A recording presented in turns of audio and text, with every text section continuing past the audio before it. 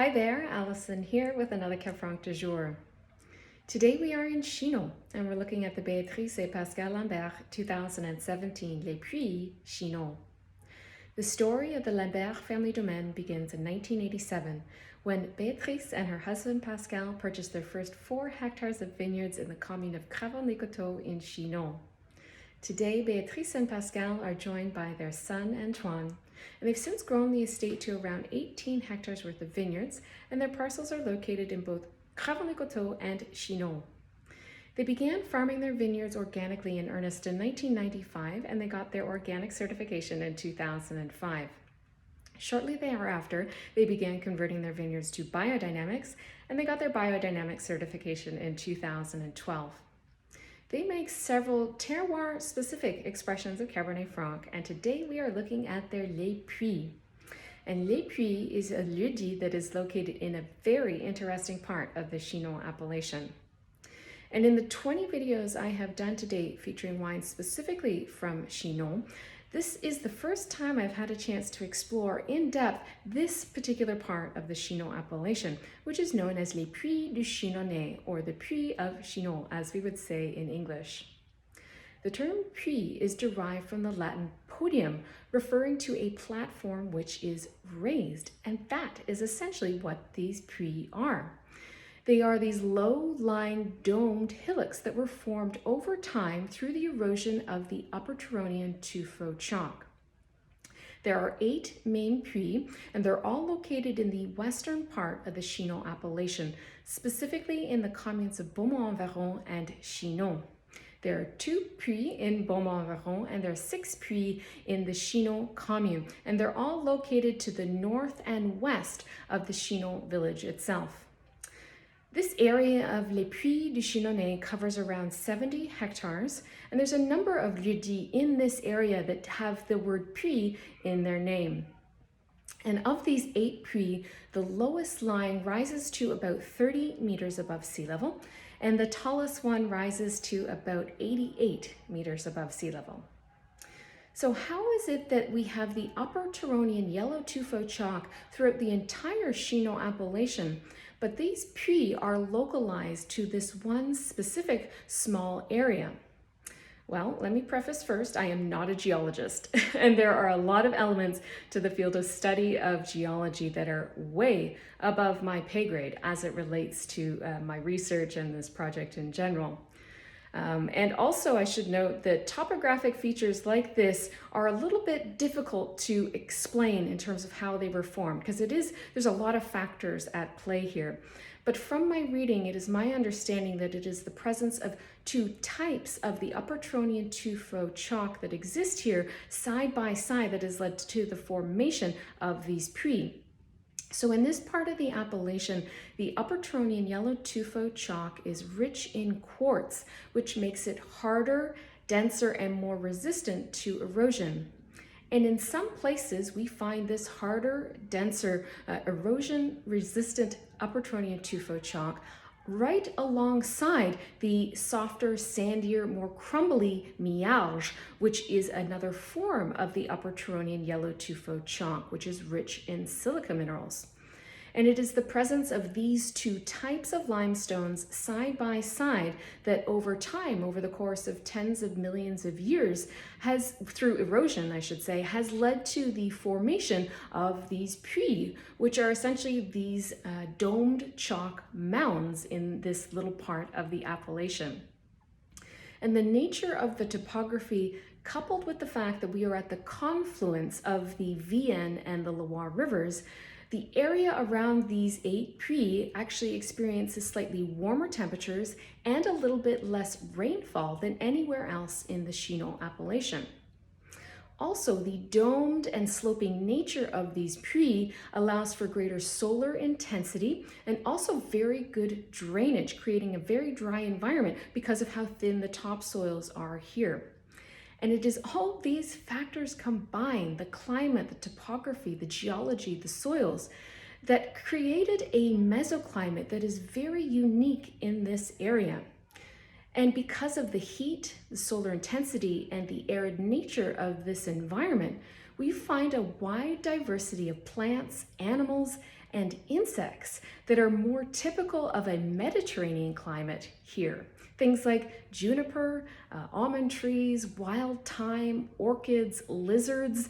There are all kinds of other plants and shrubs that we might collectively refer to as garrigues that are found specifically here in this part of the Chinon appellation, and they aren't found anywhere else in Chinon, let alone anywhere else in the Loire Valley. And the Chinon appellation refers to this area as a Mediterranean island in the appellation. And it's this mesoclimate coupled with the fact that we have the Upper Turonian tuffeau chalk soils that creates a grape growing environment that is capable of producing Cabernet Franc grapes that can produce long-lived structured examples of Chinon. Now, drilling down a little bit further to today's wine, this is coming from a single lieu-dit, Les Puys, and this lieu-dit is located about just shy of 2 kilometers north of the Chinon fortress. And we're situated just east of one of these 8 puits, the Les Trottes-Loups, and we're just west of the hamlet of Rochette. And the Lambert family has around 1.7 hectares here, and their parcels have an eastern exposure, and we're situated at around 84 meters above sea level. In terms of soils in this lieu-dit, we do find an example of those 2 Upper Turonian tuffeau chalks here side by side. And a portion of the Lambert parcels are on that harder, denser Upper Turonian yellow tuffeau chalk bedrock. And then the lower portion of their parcels is on the miage, which is that softer, sandier, more crumbly version of the Upper Turonian yellow tuffeau chalk. In both instances, the topsoil here is relatively shallow and the texture would be described as a sandy clay. And there's a moderate amount of stoniness in terms of the parcels. And then the age of the vines is on average about 20 to 25 years of age. Now, from a winemaking perspective, all the fruit was hand harvested and it was destemmed, and the berries are transferred into the fermentation vessel without the use of pumps in order to ensure that they remain whole and intact. And the fermentation is done with indigenous yeast, and the fermentation vessel is one of these large conical wooden vats. And this wine undergoes a relatively long maceration time, upwards to 50 days.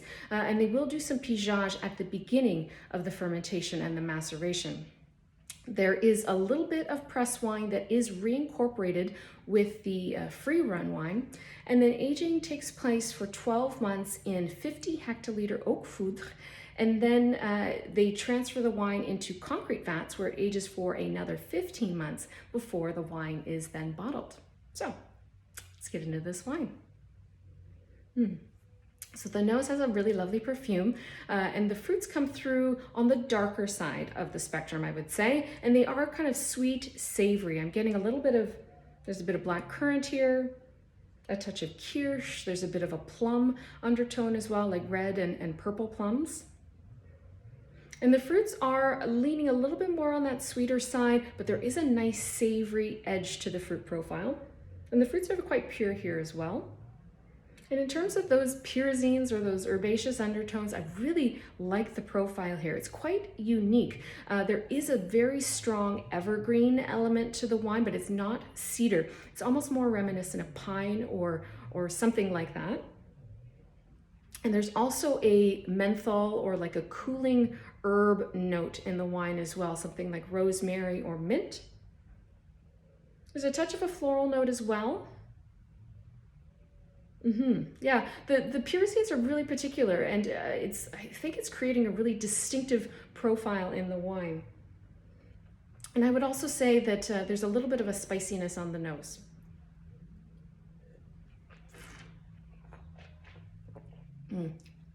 Those darker, sweeter, brambly fruits come through bang on as they did on the nose.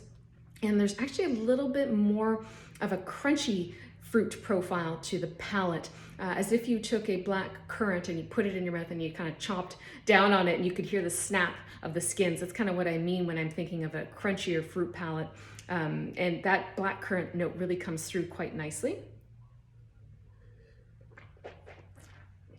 Yeah, pyrazines coming through as they did on the nose, and that spiciness is really lovely. This wine is quite piquant, and there's a nice mix of spices here. There's clove There's a bit of a black peppercorn note. There's also a little bit of a cinnamon stick note, which is very interesting because I don't often get cinnamon in Chinon reds, but there is a really interesting cinnamon note in this wine. The fruits are quite primary at this stage. It is a young wine, but there is a little bit of leather there, and you do sense that this has somewhere really interesting to go. The acidity is very alive, exuberant, vivacious. There is a lot of acidity here. And then in terms of the tannins are firm, they're taut, they're finely woven, and there is a distinct tannin presence in the wine, but I gotta say they are super well managed.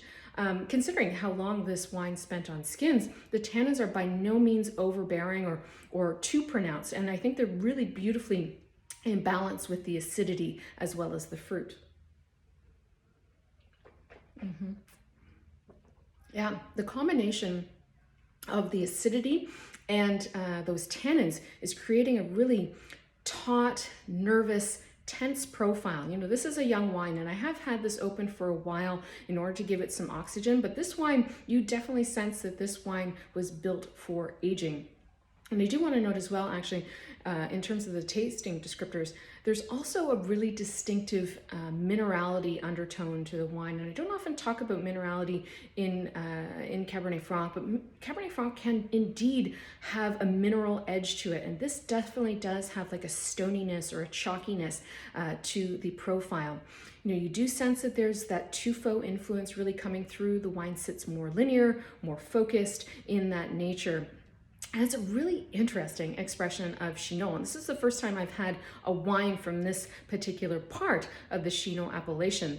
And I actually had a chance to visit the Les Puys parcels with the family when I was in the Loire back in May. And you do instantly sense when you're standing in this vineyard that you're in a really special spot that is quite unique. There's something about the energy to the air and the smells, and it just feels different. It doesn't feel like other parts of Chinon.